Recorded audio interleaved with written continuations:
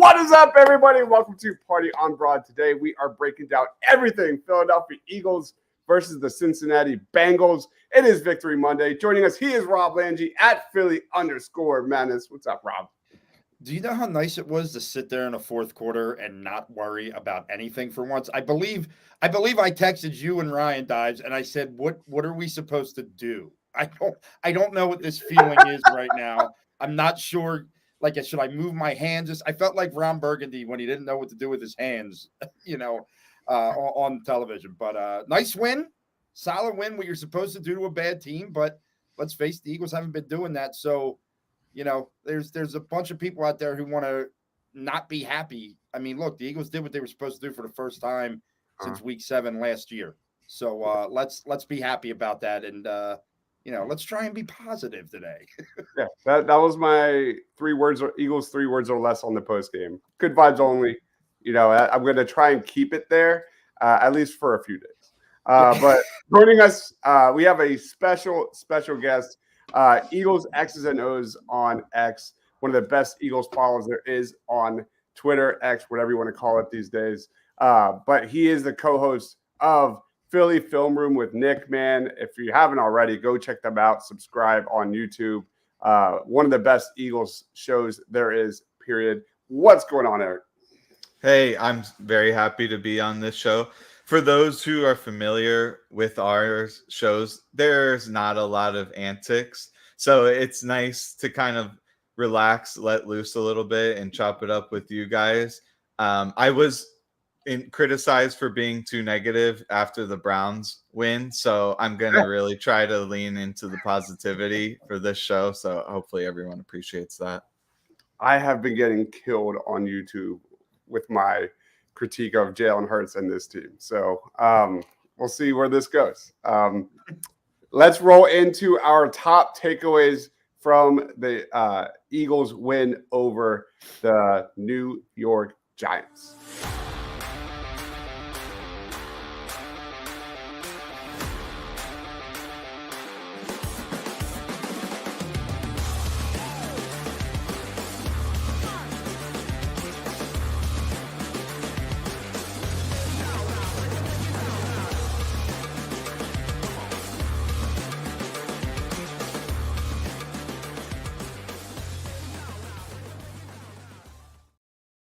Eric, lead us off, man. What was your top take from the W? And this is something I mentioned, earlier in the season, is I'm not going to panic if the Eagles have a couple bad performances, but really I'm keying in on stuff that I think, if they suffer in certain areas, it may linger throughout the entire season. And what I really zeroed in on was the pass rush. And we're seeing them turn the corner big time. Now, it helps when you play bad offensive lines and quarterbacks who don't get the ball out. But specifically, I'd like to highlight that the defensive backs are playing tighter to the receivers. Pre-snap, they're, instead of being 10 yards off, it's more like 7. And then instead of bailing as soon as the ball is snapped, they're not giving as much ground. That's been a huge boost to the pass rush because now the quarterbacks you'll see them double clutching. And then the other thing I would note on that is they seem to rush a little bit more as a unit. It was something that plagued them last year, is everyone just freelancing. The best units have a cohesive pass rush that works together, rush lane integrity, collapsing the pocket from every direction. And I'm seeing some great strides in those areas. So that's going to be the Achilles heel if the team doesn't succeed throughout the season, in my opinion. One last thing I'd like to say is, next week, I don't want to jump the gun, but we're going to see an offense that gets the ball out super quick, like we did against Tampa. And then the pass rush can get neutralized to some degree. So it's just something I'm keeping my eye on going forward. Yeah, for a defense that looked lost the first handful of games, man, I was really impressed. They were much more disciplined. We didn't see a lot of missed tackles. We saw great communication across the board. Like you said, I love seeing more tight coverage with our defensive backs. Bryce Huff, with his hand in the ground, has been a completely different football player. Again, it is the Browns and it is the Giants, and 2 quarterbacks that are not very good, and that's going to change. That script is going to flip in a big way. But we didn't see a lot of coverage busts. I like a lot of what I saw from this Eagles defense from top to bottom. Rob, what was your takeaway? I mean, obviously the defense was big. When they did it against Cleveland, we didn't really give them credit, which was understandable. And I understand this is the Giants, but a team that's going to get 6-7 sacks, it doesn't matter who you do that against in the National Football League. That's an impressive feat. Love the blitzing by Fangio too. Love let Nakobe Dean be who Nakobe Dean is. But with all that said, this was Saquon Barkley saying, "Hey guys, I watched Hard Knocks. I watched the nonsense that you had to say about me. I watched all the little comments you decided to make on camera showing just how dumb of an organization you are. And then I ran all over your ass. Dexter Lawrence, I don't care who the hell you are. He was coming after you, and he showed it on that first third down when he put his head down and trucked the corner or the defensive back. Even though they didn't get the first down, he made his statement early, and then from there, it was off to the races. And once that first run happened, you saw him it just started to go. And man, it was, we had said it early in the first game, but what a joy it is to have that guy in an Eagles uniform running against opposing defenses now. Just what a performance. I think the second most yards of any running back going against their former team. And he only missed it by 14 yards and had the wherewithal to understand the situation enough to say to Nick Sirianni, "Nah, man, let the other guys go eat. I'm good." You know what I mean? Love that about him. So Saquon Barkley, way to take a big deuce on New York. Loved it. Yeah. And that one clip of him like not winning those 13 yards with Nick Sirianni on the bench, that was awesome.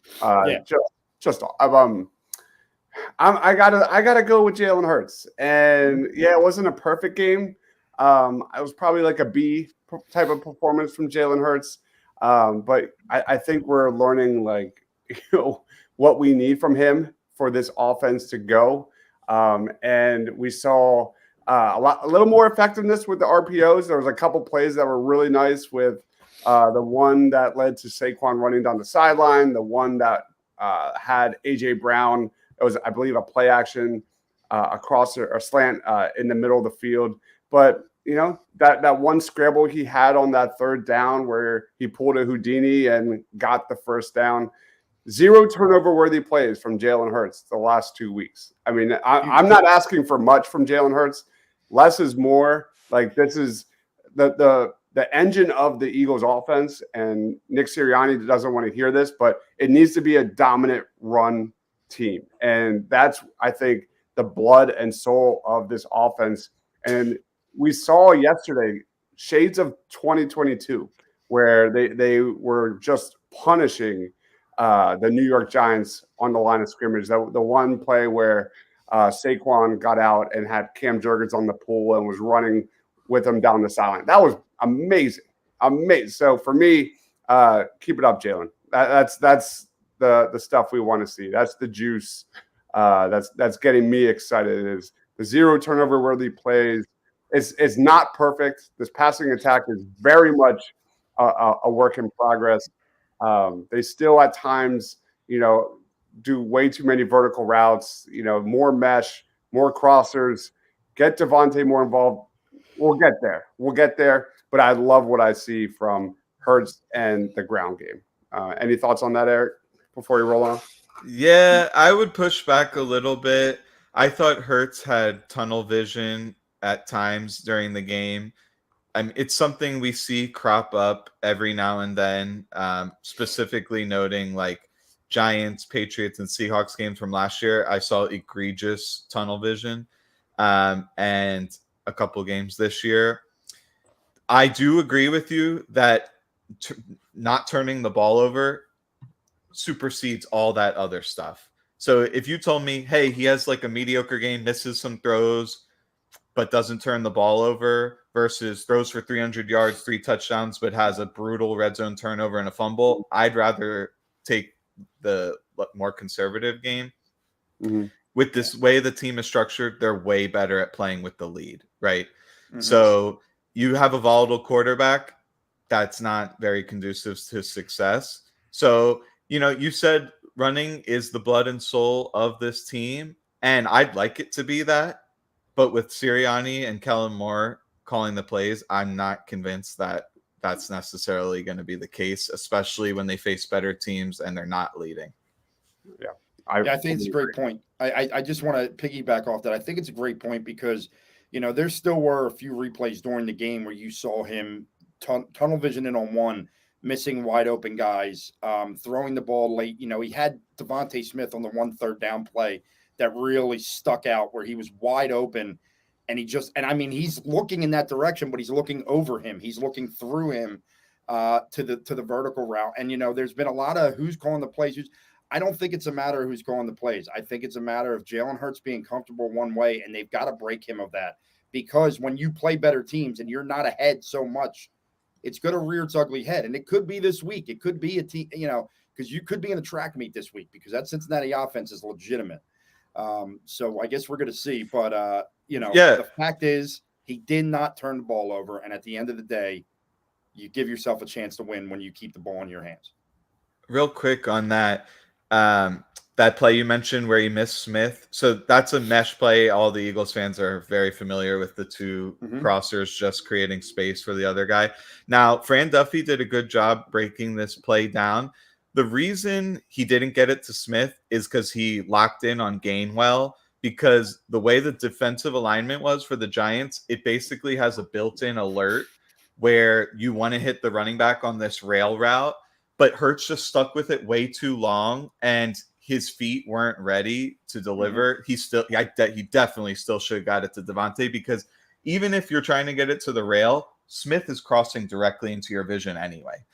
So my main problem with him is at times it's his lack of peripheral vision. Unless he's staring directly at the guy like binoculars, he's not seeing it. You'd like to see if it's just slightly outside of his direct gaze that he'd still be able to identify the guy's open.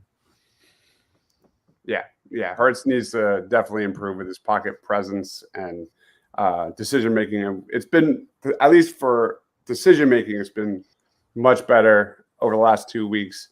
And I don't know, Eric, like I feel like that's the most frustrating part about this Eagles offense is when they do go under center, when they do pistol, the mesh stuff, it works typically like really well. And like, I know against the Browns, it was like nearly 8 yards a play when they were under center or in the pistol. And I just want to see 4 quarters of that, because the scripted plays versus Kellen Moore's plays versus Jalen Hurts' comfortability. And, I don't really know what the biggest problem is. It's probably just a hot mess of all of these things.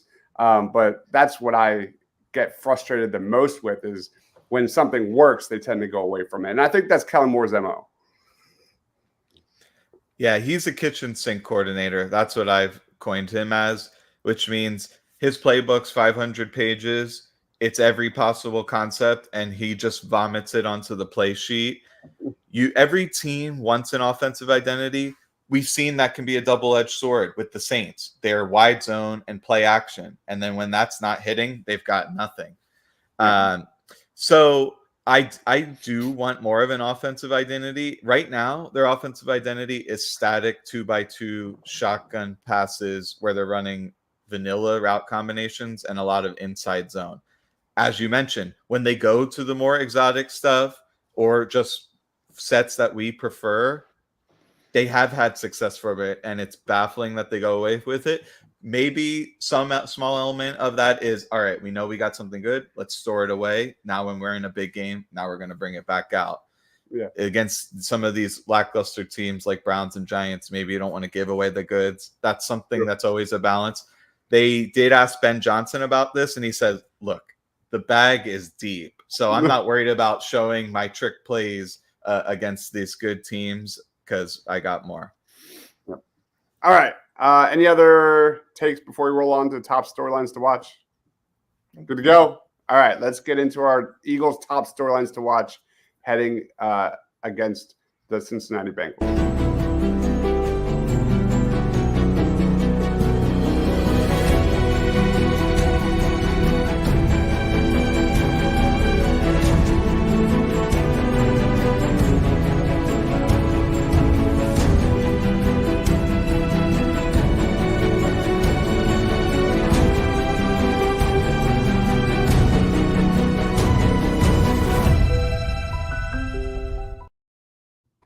top storylines to watch, Rob. Let's go in reverse. Lead us off, man. I mean, I think it's pretty simple. It's going to be Joe Burrow and his plethora of wide receivers versus, this Eagles defense. And can the front four and linebackers get the pressure needed to get Joe Burrow off his game? Because, look, I am a huge Joe Burrow guy. I have been since he was at LSU. I still love Joe Burrow. You let this guy sit back there, he's going to cook you like some of the best quarterbacks in the league, hands down. He's going to cook you. And when you're throwing to Jamar Chase and T. Higgins, who are two dynamic wide receivers, you give them time. Even with your revamped secondary, they're going to get open. They're just flat out going to get open. So it's going to be crucial. I'm not saying that you don't need 7 sacks, but you need to be in the backfield. You need to get Joe Burrow moving. You got to make him uncomfortable, because Joe will throw the ball away or be a little erratic if you can get him off his spots. He can move, don't get me wrong, but he gets a little more erratic at that point. So it's really, look, both defenses come into this game off of wins against the Giants and the Browns. Both teams, that's who they just kind of went in reverse here. They played the Giants and the Browns, and their defenses have looked good against the Giants and the Browns. So now we're going to see on both sides, is this for real? Are they building momentum? Are they getting better?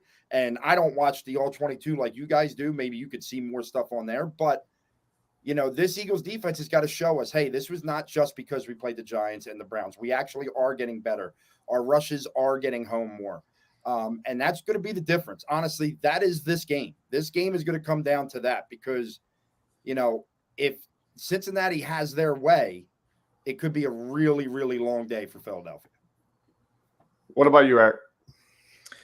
I think you hit the nail on the head, Rob. I do think the biggest storyline is with the defensive backs playing a little bit tighter, are they going to be able to neutralize some of that quick game that the Bengals have been emphasizing? I talked about it with Shane briefly, that the way their Bengals offense functions, it's somewhat similar to Tampa Bay, and we saw how brutal that was.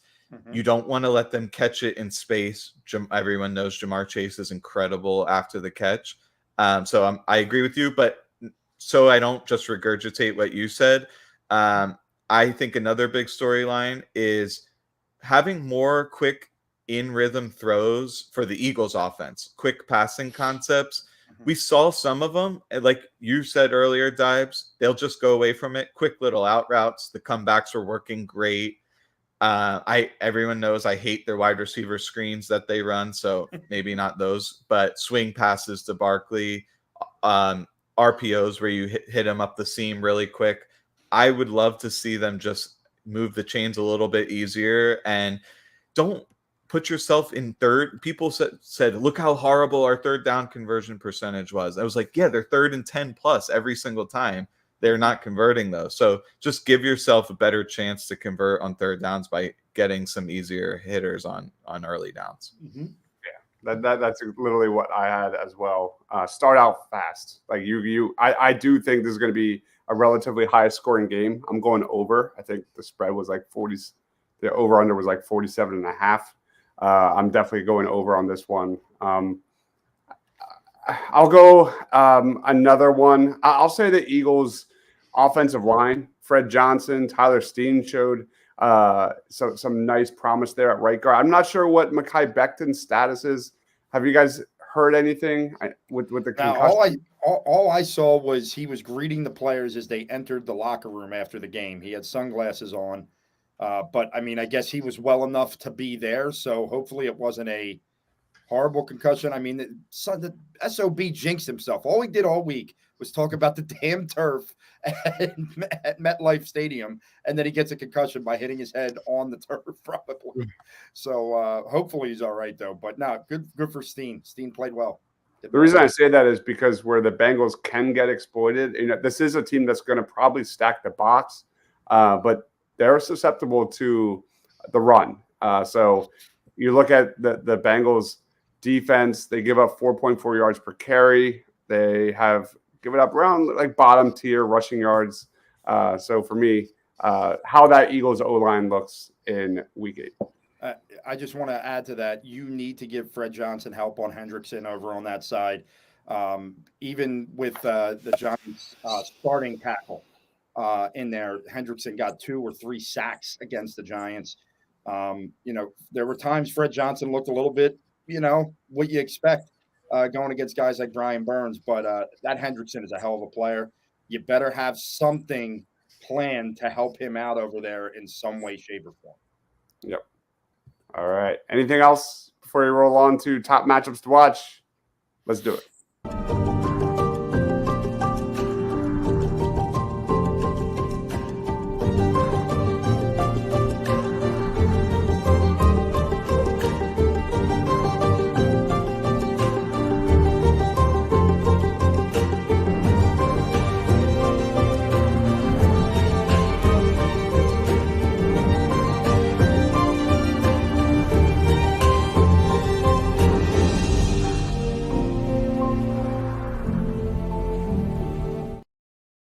It's obvious. T. Higgins and Jamar Chase versus Quinyon Mitchell and Darius Slay. I mean, that's the obvious.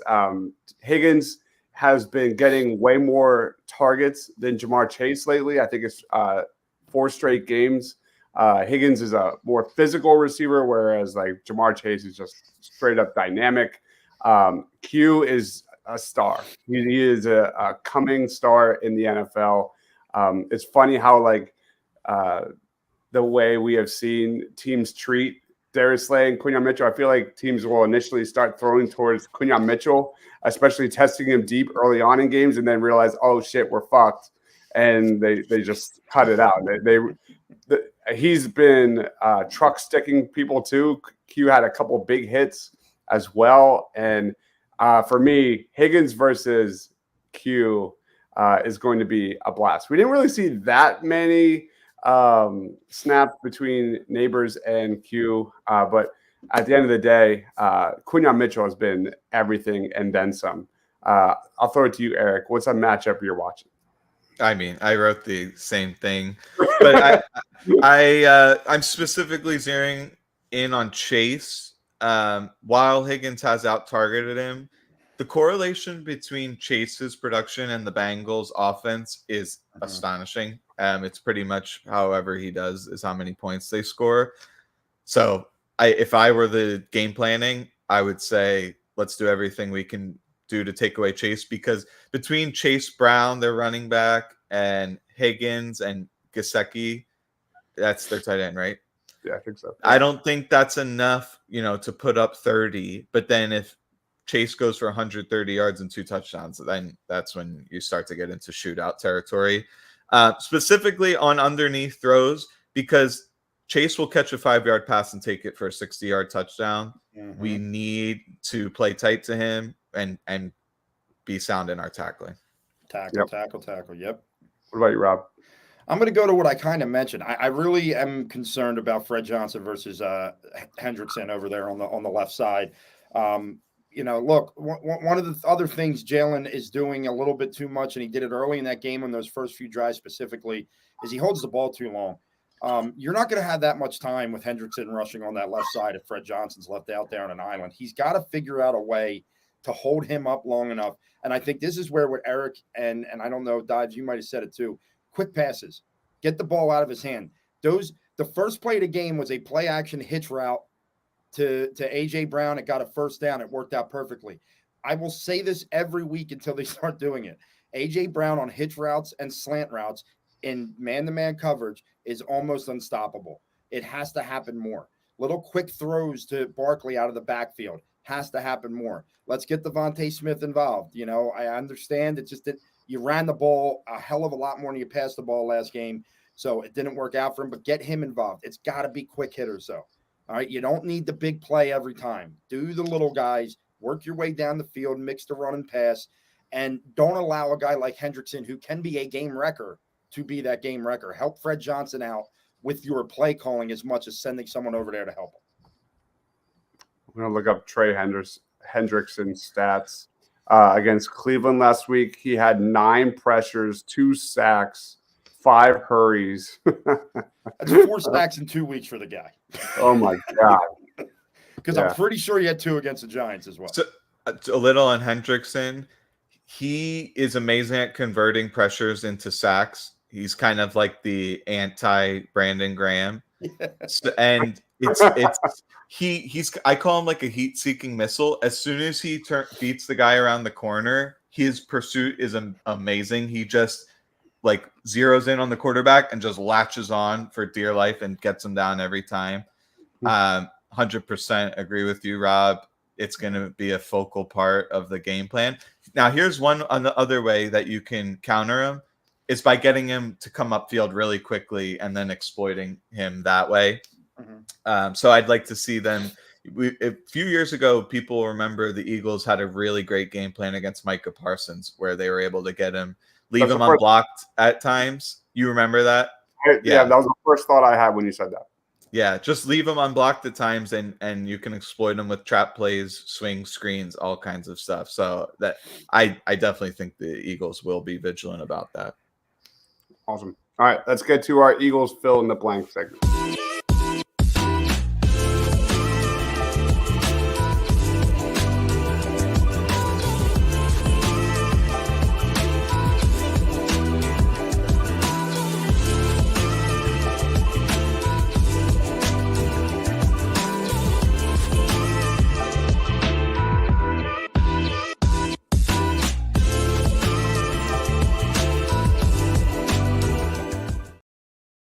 All right, Eric, the Eagles will beat the Bengals because the defense actually stinks.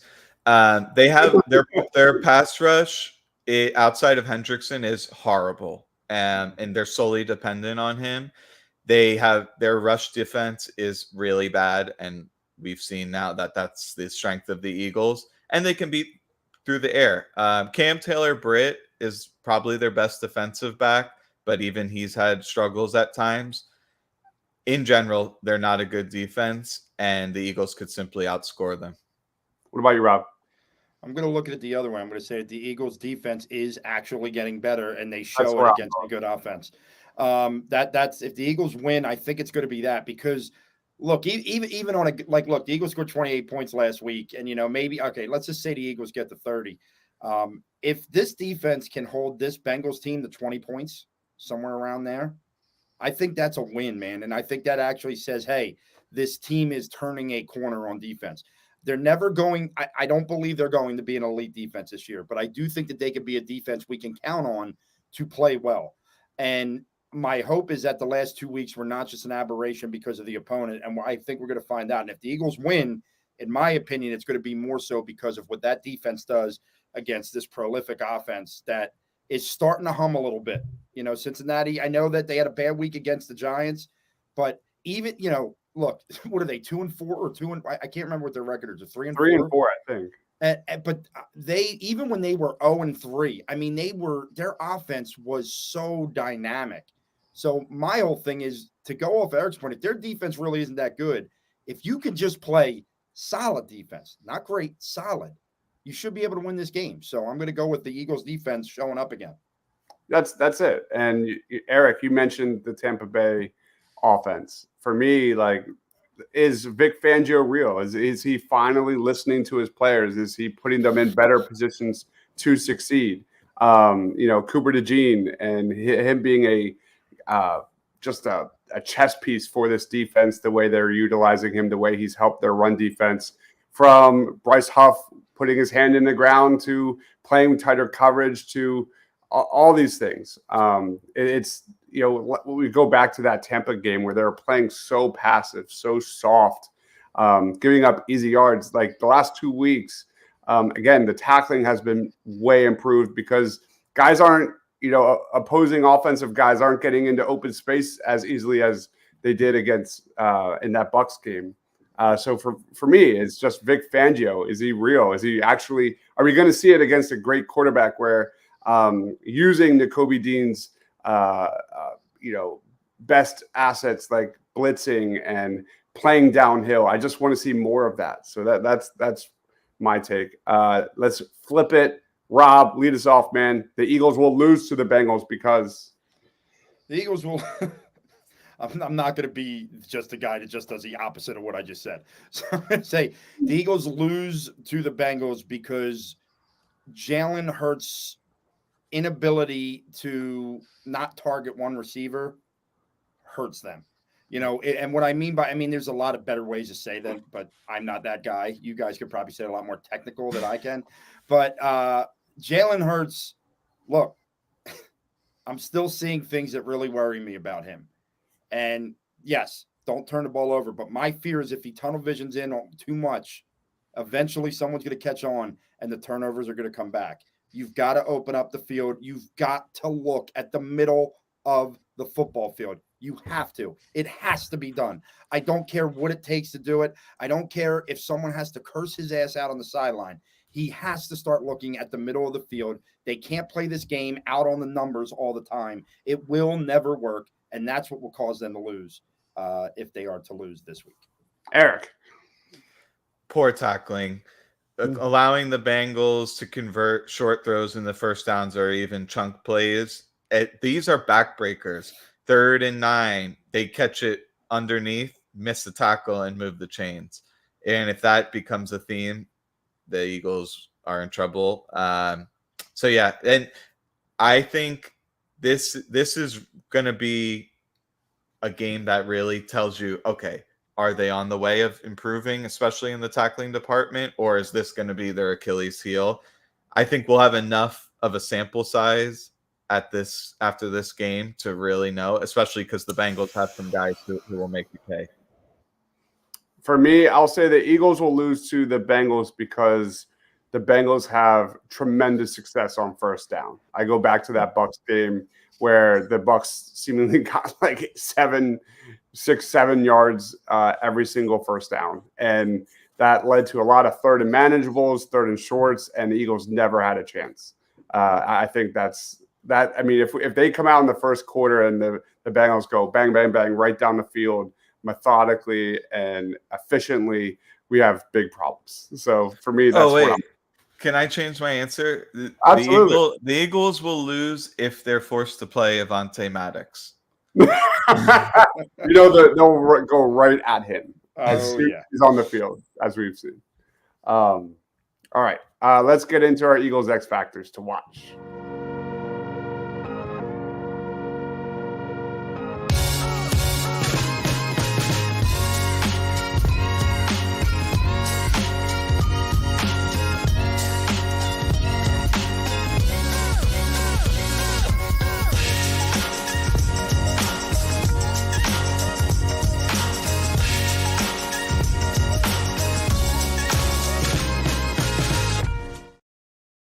Eagles X Factors, guys that are the underrated guys, the guys that not the stars, but the guys that could have a huge imprint in this one. Lead us off, Eric. Do you have anybody off the top of your head? Yeah, and it's a great segue from my last comment because for me, the biggest X factor is Cooper DeJean. Mm-hmm. He's been a revelation. Admittedly, I projected him more as a safety, and he's really surprised me in how quickly he's adapted to this nickel role. And I think he could actually stay there if they wanted, or just try to experiment with moving him around. You always want a chess piece on defense, not only in run fits, but specifically in communicating and passing off routes between linebackers, safeties. The whole secondary is seeming to function. And maybe there's a little generation gap there. You have young DeJean talking with young Dean, and these young safeties and stuff versus Maddox, who's like a grizzled veteran, and he's saying, pick this guy up. And then Quignon's like, nah, I'm good. So Cooper DeJean, total X factor. And the Bengals, they'll move Chase in the slot. So we might see snaps where he goes up against Jamar Chase. So that was 1,000% my choice as well, but I'll get another one. Go ahead, Rob. All right, I'm going with the much maligned Bryce Huff. Okay, the last couple of weeks, his pressure rate, you know me, I'm not a numbers guy, but when I see stuff, his pressure rate has gone up the last couple of weeks. He's been better. He's been getting back there. He had a sack, I believe, this past week, if I'm correct. Not one where he just dove on the pile. He actually got a sack this week.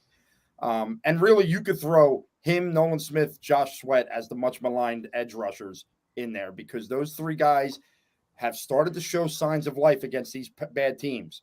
Now here's a good offense. Here's a really good quarterback. Will you continue that? Can you continue to get the pressure? Once again, I'll say it again.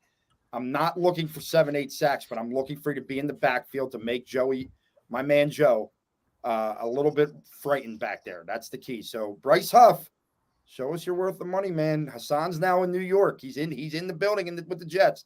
Now we got to see were you really worth letting him go. We'll find out. Yeah, that's a good one too. It's got to be defense, right? Like it's got to be someone on the defense. Could you call Quinyon Mitchell an X factor? Is that even possible? This is your show, Dibes. You do whatever the hell you want to do. Well, he stole my Cooper DeJean pick. Now I'm struggling. Chauncey Gardner-Johnson. I'll go Chauncey Gardner-Johnson, and playing discipline, not playing run defense, not missing tackles.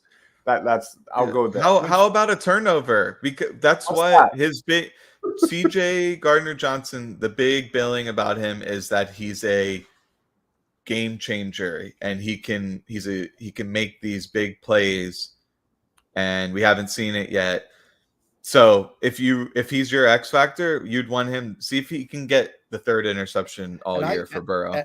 And I got to tell you, as much as Cooper DeJean is maybe people think helped them, I think he's helping the safeties, because I don't think the safety. I'm wondering, were the safeties having to do too much to make up for the mistakes of Avonte Maddox, where all of a sudden all the little things became really bad? Now they can sit there and do their job because Cooper DeJean says, "I got it. You go do what you're supposed to do." I didn't really hear. I don't remember too many instances on Sunday where I was like, "There goes Chauncey missing another tackle." Yeah. So is Cooper DeJean? Is he the difference in that sense? I guess. Hopefully. So, that would be great. I think it's true for Blankenship. He was trying to patch a lot of holes in the defense, and it was causing him to be out of position. For Gardner-Johnson, he just on his own was terrible. Didn't know what was in bad position, blowing assignments, and terrible tackling in the open field. And, he's a prideful guy, so he's committed himself to try to clean that stuff up. It can only get better from here. Did we want to hit that comment? There was a guy who asked about Huff. Yeah. Do you think Bryce Huff is looking better? So this is something we discussed in the offseason, which is Huff was playing in 4-point stance in the Jets and had the second best get off time ever recorded in Next Gen Stats in 2022. But then we go and we put on the Dolphins film, and Fangio's guys are standing up every single time so that when they drop, it's not as obvious when they're dropping in the coverage. Then Baldinger comes on and goes, the Eagles need to get these guys in 3- and 4-point stances. Next week, we see it, and suddenly their get off time are 0.2 of a second better. So dramatic improvement by both edge rushers, and I don't see any reason why they'd go back to the stand-up stuff. Yep. Brian says Cooper DeJean is the apple of my eye. Let's get into our final segment, prop bets and predictions.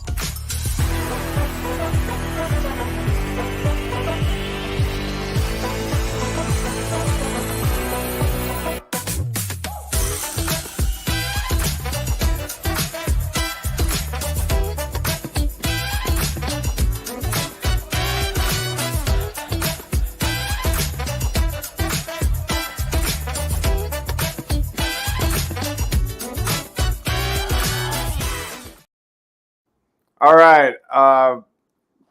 Shane, David, and myself kind of already did our prop bet choices for this one. We just want to talk about last week. You want to talk about last week? Oh, let's go back to last week. Rob, you had not a great week. Not a great week. Damn. Jesus, I said they would score 27. They scored 28. We're going to call that a bad week, though, I guess. All right, that's fine. Just so you know, Eric, so we've been doing this except for 1 week. I accidentally deleted the sheet, so the numbers are a little off. We do not count player of the game wins across for everyone, but everything else we've been accumulating for here. So I had 5. I'm at 27. Rob, you're still winning with 28. Of course I am. And Ryan had 4. He is tied with 24 with David. He's terrible. And Shane and David had really good weeks. They both had 6. So that's Is that why Ryan didn't show up, because of his piss poor record there? And did he lose in fantasy again this week? I didn't see. I don't know. I don't know. Has someone ever gone 9 for 9? No, that would be awesome though. All right, I'm going for it. All right, 7-2 last week though. All right, let's go. Player of the game. I went Saquon. Shane went Jalen. David went AJ. Go ahead, Eric. Who's your player of the game? Saquon. Okay. Rob. Do we have to go with an Eagle? We've never discussed this. No, you can go whatever you want to do, man. We don't even count it. So you can do whatever you want. I feel like if I go one way, it's going to ruin every other pick I have here. But I'm still going to do it. Joe Burrow, playing the game this week. Is that the first time someone picked an opponent? It very well could be. And if there's anyone who would do it, Eric, it would be me. And they're going to yell at me for this. I know it. I feel like I did once.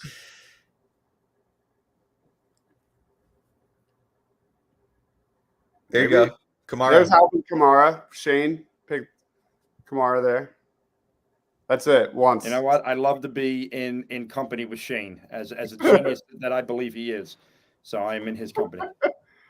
Brian says we won't do anything on defense until we get the soft elephants out of the room. Cough.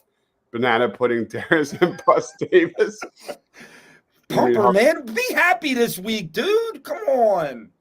All right, let's get to who winning team and score prediction. Eric. Eagles 31-26. All right, Rob. I'm going with the Bengals this week, boys. I'm going 30-23. I just don't know if I trust the defense yet. 30. All right. Right there with you, Rob. Yeah. I went 30-20. Yeah. All right. Well, everyone's basically over except for David. Over under on Jalen Hurts total turnovers. Can he make it 3 games in a row of no turnovers, Eric? No. So over. Over. Yeah, Rob. I am over as probably a strip sack for Hendrickson. Yeah. Over under on passing yards for Joe Burrow, 199.5. Well, damn it. If I pick him for player of the game and don't go over that, I'm a jackass. So over. Eric. Over. Yeah, agreed. AJ versus Jamar, who has more receiving yards? Oh, God. I'm going to go Jamar. Jamar for Rob. What about you, Eric? I really don't think they'll be able to move the ball that well without Jamar, whereas the Eagles have Saquon, who I picked as player of the game, so I'm going to pick Jamar as well. All right. Jalen versus Joe. More total touchdowns, Eric. Ooh, total touchdowns. Total touchdowns. I'll go Joe. Yeah, I mean he's my player of the game. I really don't have much of a choice but to say Joe in this situation. All right. Over under on total sacks for the Birds, 3.5. They've had a lot over the last couple of weeks. Yeah. Eric. Under. Rob, you're under? I would put the house on under. The Bengals are getting it out under 2 seconds like 70% of the time. So yeah. And then last but not least, over under on Saquon Barkley rushing yards, 119.5. Rob. It's a lot of yards, but just because I'll go over. Eric. that is a lot. I would say under. Under. So, Yeah. All right, there she is. All right. We'll be going over this a week from today. Let's wrap it up, man. Eric, thanks for hopping on, man. Final thoughts, Eagles versus Bengals, life in general, plugs. Time is yours, man. Life in general. Tell us about your life, Eric. So I think it will be a shootout. I agree with you. The Eagles need to lean on the running game, limit the possessions. You don't want them to have a million times where we have to tackle Jamar Chase underneath, because the more opportunities they have, the more you have the chance to get exploited on those. Turnover battle will be huge, although the Eagles have kind of defied the probabilities in that so far, but eventually that everything regresses to the mean. In general, I hope that we see playing tighter to the receivers is going to neutralize that short passing game to some degree, so we don't get victimized like the Bucs, where every single play worked. That's what I'm going to be keeping my eye on. And then who knows? Maybe then the pass rush does actually make an impact. Otherwise, they'll be completely taken out of the game. I'm probably getting a dog in a month, so that's fun. Nice. And looking forward to the game. I think this is potentially a turning point. I mean, you look at 5-2, that's starting to be like, all right, we're probably going to be in the playoffs. Yep. Mm-hmm. All right. Anything going on with Philly Film Room you want to plug? Yeah, so we'll be recording a game preview that should come out on Thursday. For those who are unfamiliar, Nick does an incredible job editing, putting in like 20, 30 clips of all 22, has an extremely keen eye for the game, understands the techniques and schemes of pretty much all the coaches and how all the positions are supposed to play. He's, in my opinion, he's the next Greg Cosell. So just check it out. If you're someone who likes just people shooting the shit, it's probably not for you. But for those football nerd fans, I think you'll love it. So yeah, you can find Philly Film Room. Yeah, go ahead. Yeah, Philly Film Room on Twitter or on YouTube, and Eagles X's and O's on Twitter. I like to post video after the game with some analysis and a lot of charts and graphs for those stat heads out there. Yeah, man. Eric is an amazing follow if you love the Philadelphia Eagles, and Philly Film Room, one of the best shows there is on YouTube. Go check it out. I'm sure 99% of the people watching this are already subscribed. Rob, final thoughts, plugs. Yes, that is me. Look, if I was to say to you that the Eagles will be 6-3 after the next 3 weeks, would you rather it be with wins over the Bengals and the Jaguars, or wins over the Jaguars and the Cowboys? That's what I'm going to ask you here today, because I don't know if they're going to beat both of them. I would much rather see them go down the Big D and win in Dallas. If they never win. They never win. But they never win. Listen, it's been a house of horrors at MetLife for them the last couple of years. They put those demons to bed. So, who knows what happens there. But, look, even if they slip up this week, I know what's going to happen. Everyone's going to come back, and Nick's got to get fired, and Jalen's got to get benched, and all this stuff. Let's not overreact to a loss, okay? I still think this team is a good team, but they're still trying to figure it out, and we're not even halfway through this season yet. So let's see how that goes. Outside of that, go ahead. Could I touch on that real quick? I think you make a great point. Fangio, in my opinion, the split field coverages are well designed to neutralize teams with one potent receiving threat. But then you start to have multiple on the field, and it starts to get a lot more muddy. So in that sense, the Bengals have a couple good receivers. That'll be a great test. But you go down to Dallas, they got one guy.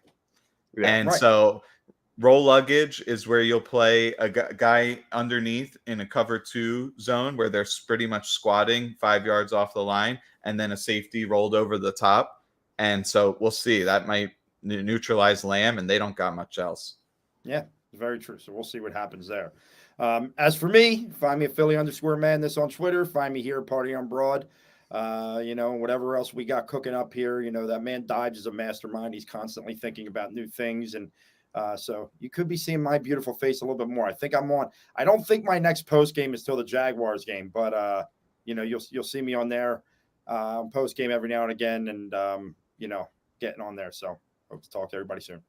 All right, guys, we're wrapping it up. Thank you, everyone, for watching. He is Rob Langy at Philly_Madness. That is Eagles Eric at Eagles X's and O's. One last time, make sure you go check out Philly Film Room. You'll thank me later. For Rob, for Eric, for myself, stay awesome.